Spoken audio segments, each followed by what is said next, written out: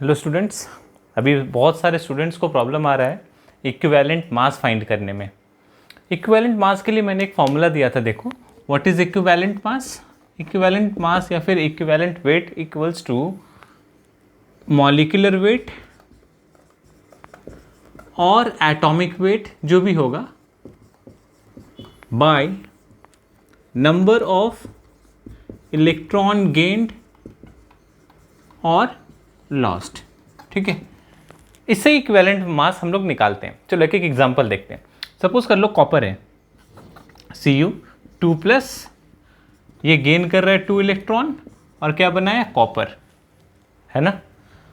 तो अगर बोलेगा what is the equivalent weight of copper, ऐसा पूछा what is the equivalent weight of copper, तो equivalent weight of copper find करना है ना।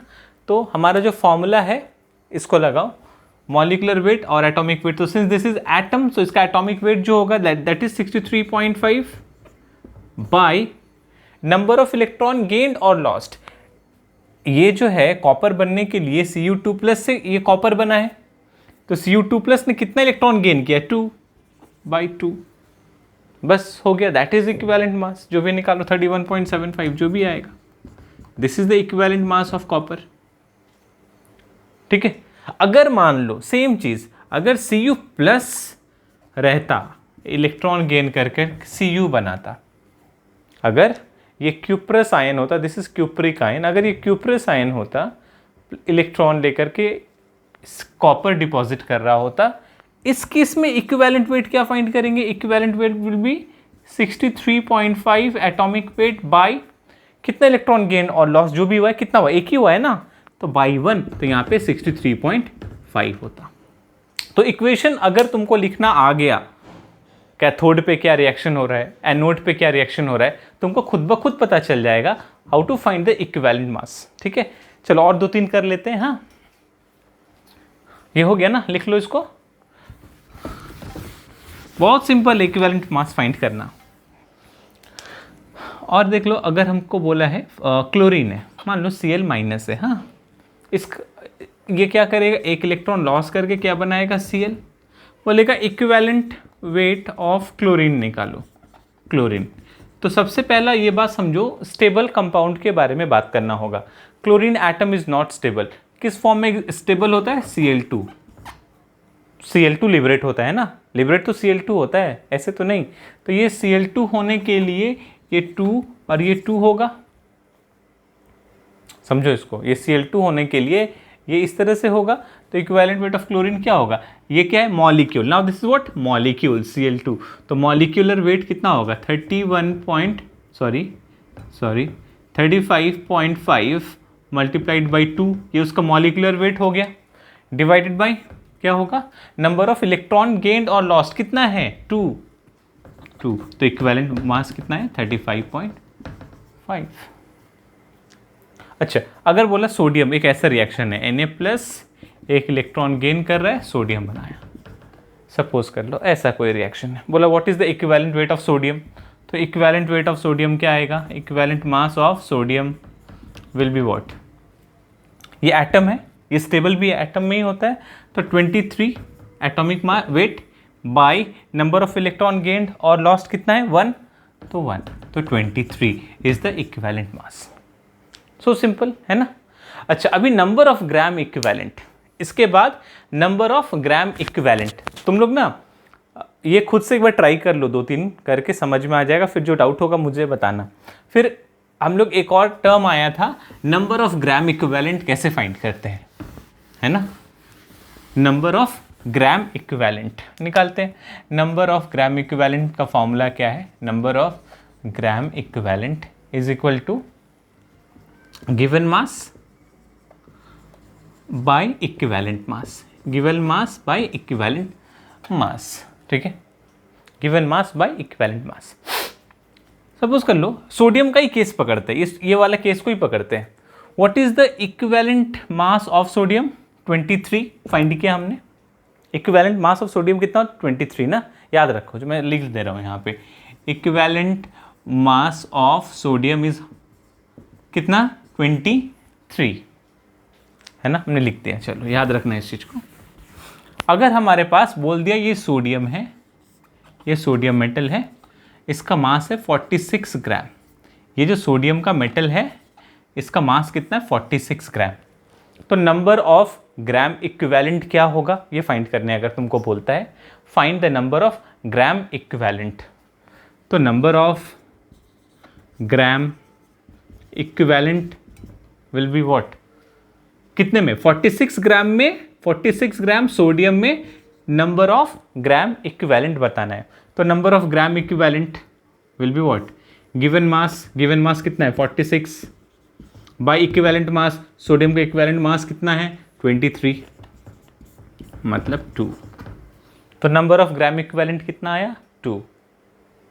वही अगर बोलता 46 नहीं 0.23 ग्राम का ये सोडियम दिया हुआ, मान लो ये जो सोडियम का एक सैंपल दिया हुआ है, इसमें मास क्या है सोडियम का 0.23 ग्राम। बताओ इसमें नंबर ऑफ ग्राम इक्विवेलेंट कितना आएगा, नंबर ऑफ ग्राम इक्विवेलेंट कितना आएगा, है ना, ये तुमको फाइंड करना है नंबर ऑफ ग्राम इक्विवेलेंट। तो number of gram equivalent equals to given mass, इस वाले मास का ही तो number of gram equivalent find करना है ना। तो given mass 0.23, what is given mass तो लिख लिया, व्हाट इज इक्विवेलेंट मास तो 23 कितना आएगा 0.01। ये है नंबर ऑफ ग्राम इक्विवेलेंट। तो अगर तुमको बोला है 3 gram equivalent sodium, 3 gram equivalent sodium, इसका मास क्या होगा, 3 ग्राम इक्विवेलेंट ऑफ सोडियम का मास क्या होगा। तो नंबर ऑफ ग्राम इक्विवेलेंट का फॉर्मूला क्या है, नंबर ऑफ ग्राम इक्विवेलेंट, इतना टाइम लगना नहीं चाहिए, तुमको पता होना चाहिए 3 ग्राम इक्विवेलेंट मतलब का सोडियम का कितना होगा, 1 ग्राम इक्विवेलेंट का 23 होता है, 46 मतलब 2 ग्राम इक्विवेलेंट, है ना, 23 मतलब क्या हुआ था 23 मतलब 1 ग्राम इक्विवेलेंट, 46 मतलब क्या होता है 2 ग्राम इक्विवेलेंट। तो 3 ग्राम इक्विवेलेंट का कितना होगा बोलो, 3 ग्राम इक्विवेलेंट का कितना होगा 69 ग्राम, 69 ग्राम, है ना। फॉर्मूले से भी निकाल लो, number of gram equivalent equals to what, given mass by equivalent mass, यही तो, व्हाट इज गिवन मास यही फाइंड करना, let it be X, what is equivalent mass 23 and number of gram equivalent कितना बोला है 3 gram equivalent, so 3 equals to x by 23, that will be what, x equals to 69, 69 gram is the gram equivalent mass of 3 gram equivalent of sodium. 69 gram sodium का मतलब क्या होता है 3 gram equivalent of sodium. ठीक है, समझ में आया। तो ये सारा सिंपल सा कॉन्सेप्ट था, एक बार इसको देखो, न्यूमेरिकल्स करो, फिर मैं अभी फैराडे सेकंड लॉ का वीडियो सेंड करूंगा, उसको देखना। ठीक है,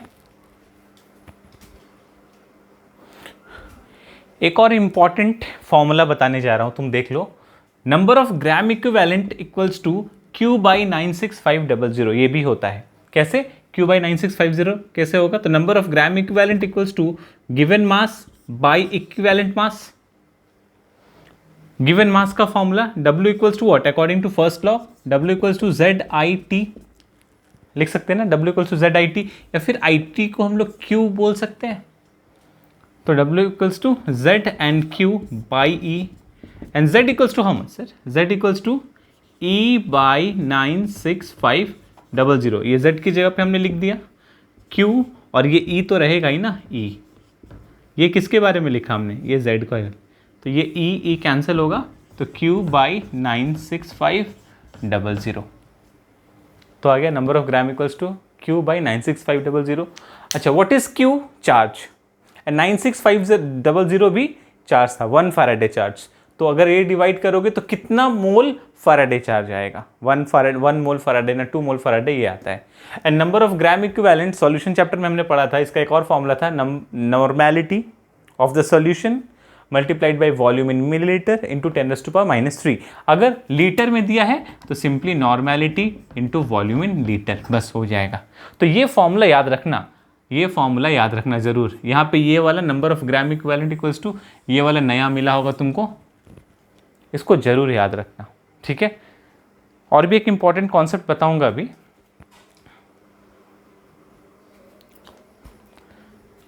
वो कॉन्सेप्ट ये है, देखो अगर हमने 1 फैराडे इलेक्ट्रिसिटी पास किया, याद रख लो ये बहुत इंपॉर्टेंट कॉन्सेप्ट है, अगर हमने 1 फैराडे इलेक्ट्रिसिटी पास किया तो जो सब्सटेंस है, जो डिपॉजिट होता है या फिर जो लिबरेट होता है, वो कितना लिबरेट होगा? ऑलवेज 1 ग्राम इक्विवेलेंट।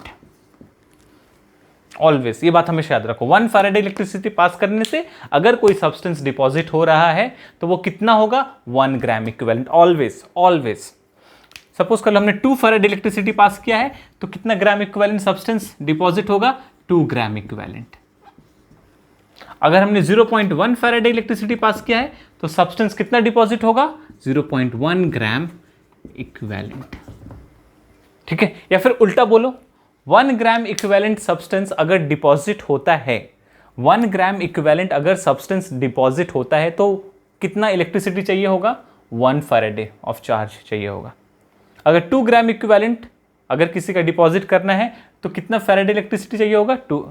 2 ग्राम इक्विवेलेंट सब्सटेंस को डिपॉजिट करने के लिए कितना इलेक्ट्रिसिटी चाहिए होगा? 2 फैराडे।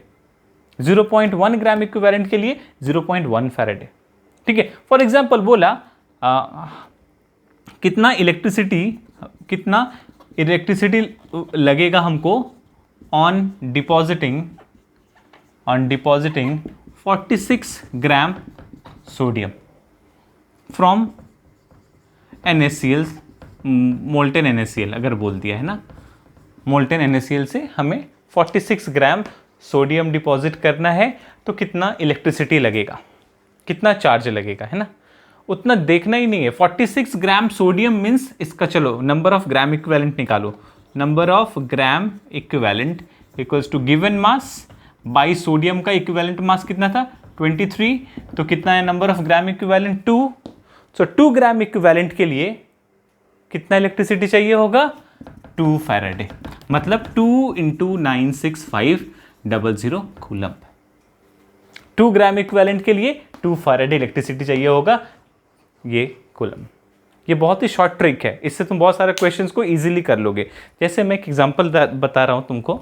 एक क्वेश्चन नंबर देखो, हमारे यहाँ पे दिया होगा क्वेश्चन नंबर 6, देखना मैं लिख दे रहा हूं जिसके पास नहीं है। The quantity of electricity, question number 6 का था, quantity of electricity required to liberate, quantity of electricity required to liberate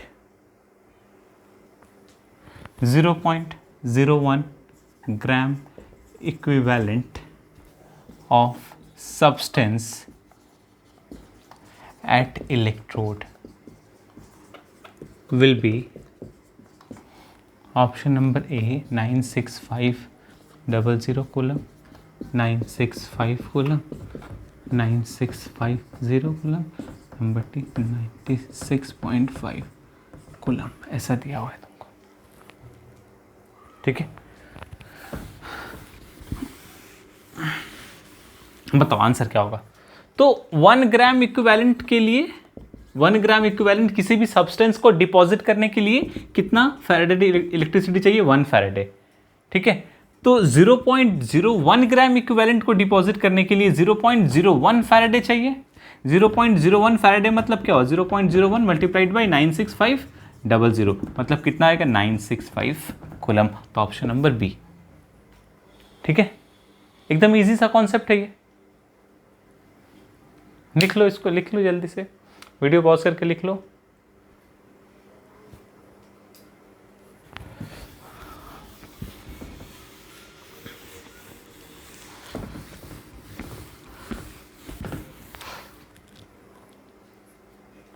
इसके बाद एक और कॉन्सेप्ट मैं बता रहा हूं। सपोज कर लो NaCl है, मोल्टेन NaCl है, हाँ मोल्टेन है।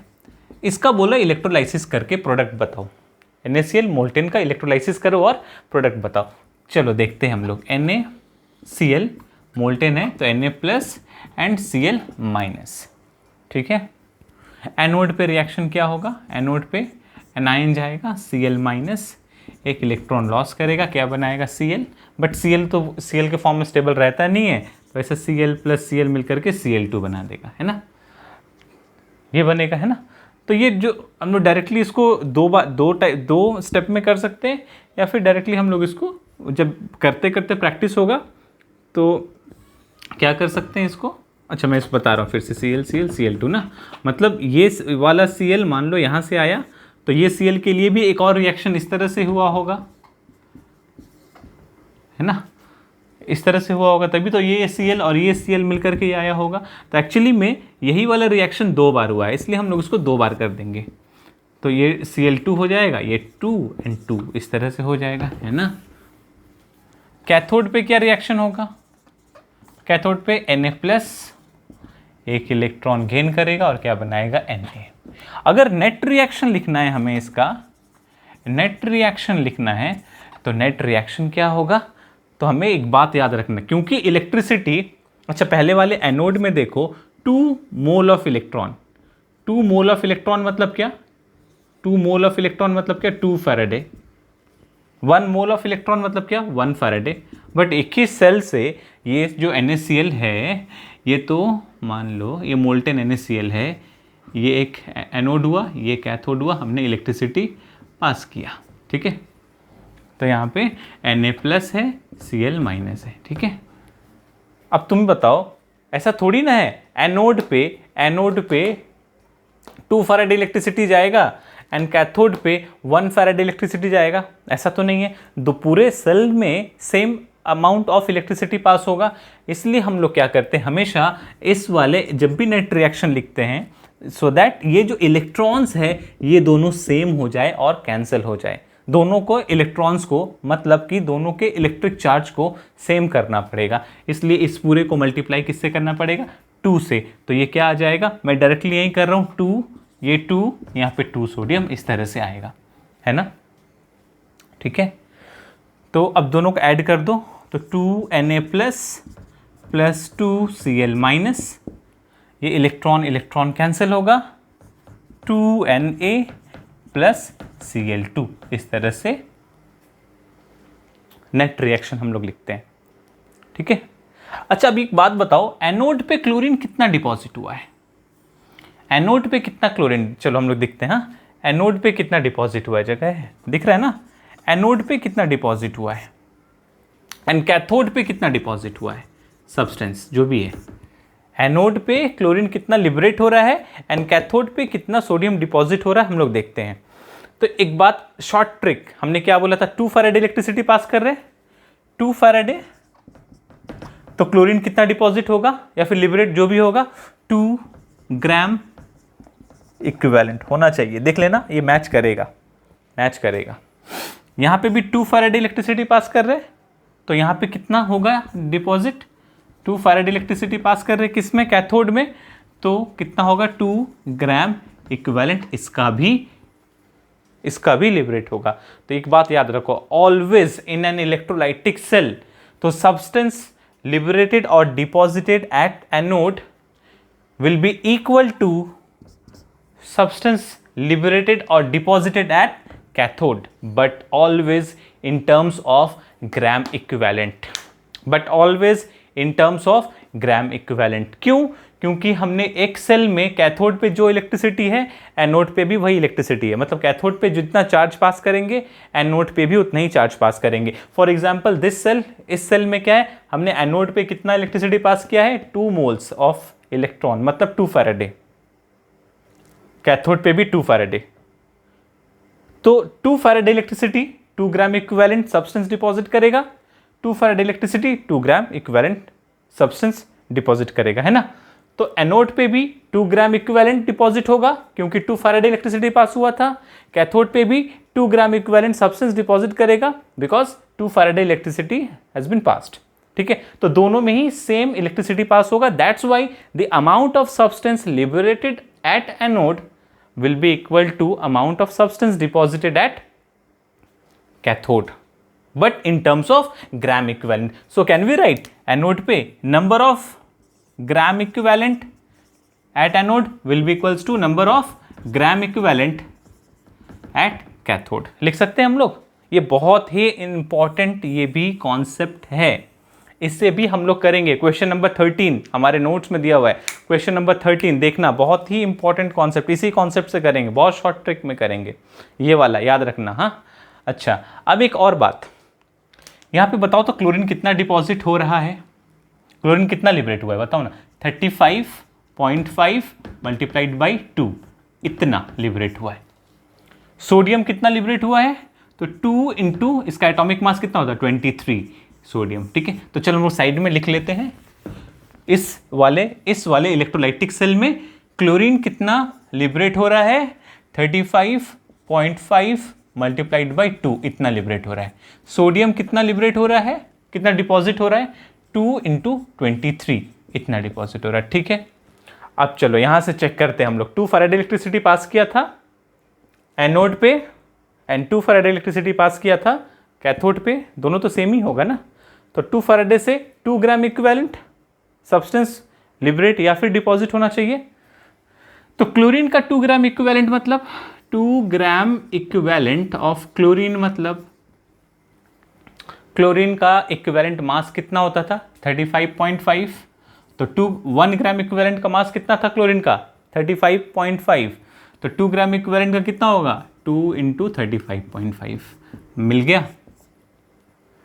सोडियम का 1 ग्राम इक्विवेलेंट का एटॉमिक मास क्या था, सोडियम का 1 ग्राम इक्विवेलेंट का एटॉमिक मास क्या था, 1 ग्राम इक्विवेलेंट का एटॉमिक मास क्या था 23, तो 2 ग्राम इक्विवेलेंट का क्या आएगा 23 इंटू 2, देखो मिल गया।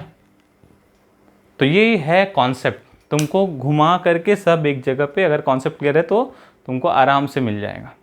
अब यहीं पे बोलेगा कितना क्लोरीन कितना लिबरेट हुआ है, क्लोरीन कितना लिबरेट हुआ है, तो ये दिख रहा है 1, ये गैस है ना 1 मोल हुआ है, 1 मोल क्लोरीन गैस। अगर एसटीपी पे रखेंगे तो कितना वॉल्यूम होगा इसका 22.4 लीटर।